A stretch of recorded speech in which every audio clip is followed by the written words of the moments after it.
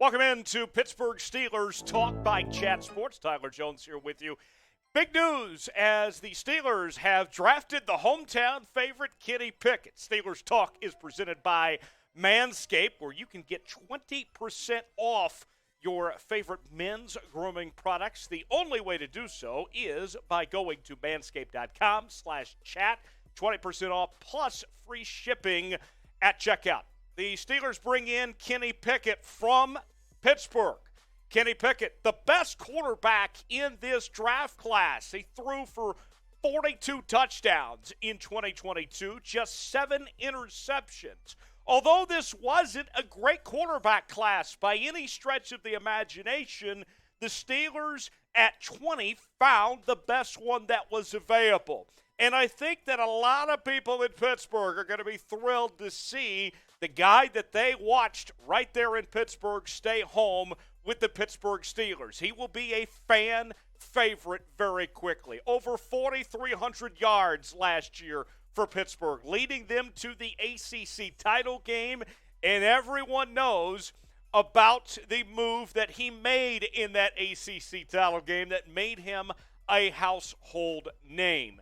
Now, report card time. What do you guys think? I'm sure you Steeler fans love the idea of Kenny Pickett coming to Pittsburgh. Here's your chance to tell us what you think.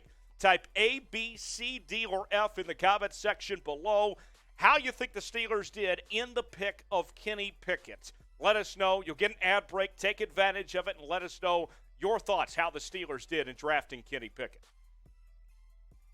Kenny Pickett is the first Steeler quarterback selected in the first round since Ben Roethlisberger since 2004, and you would have to think that he is the replacement for Big Ben in the future. My grade for this pick, we knew that they were going with a quarterback, although it's not a great quarterback class. They found the best one.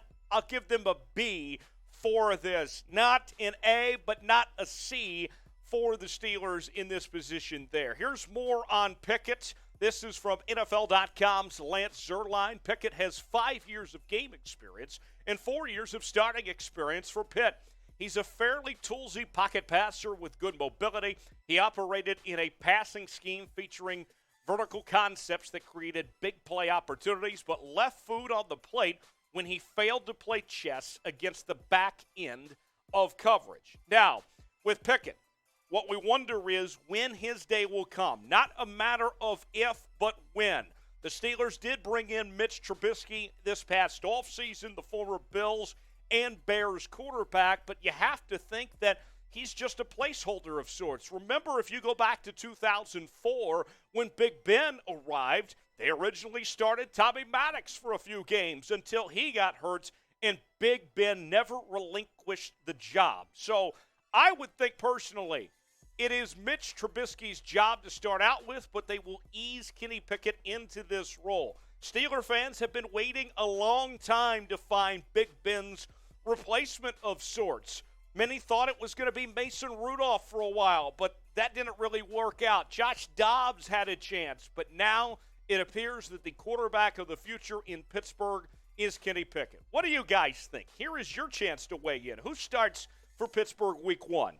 With 3 preseason games in training camp, is that enough time for Kenny Pickett to win this job over Mitch Trubisky? Let us know who you guys think will start week 1 for the Pittsburgh Steelers, whether it's Kenny Pickett or Mitch Trubisky. Now, for me, when I look at this with Kenny Pickett, he is very raw still. There's a lot to his game that needs to improve at this point in time. But what we saw from Ben Roethlisberger the last couple of years, including the injuries, I think that there won't be a huge drop-off as much as people would think when it comes to quarterback play this upcoming season. Now, after Big Ben, whether it's Mitch or whether it's Kenny Pickett, I think the Steelers should have similar success. Their offense, maybe even better than what it was last year. Here's more on Pickett. Pretty solid prospect all around, minus some issues under pressure. Insane production jump as a senior, tested like a great athlete, even though he's really not that on film. According to our own Tom Downey here at Chat Sports, he gives him the number 2 quarterback grade.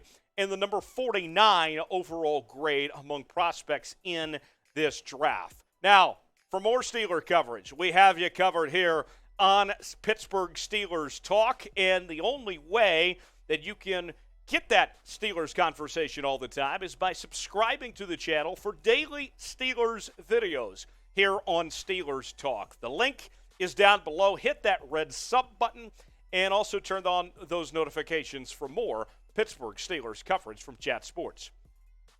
Steelers Talk is presented by Manscaped.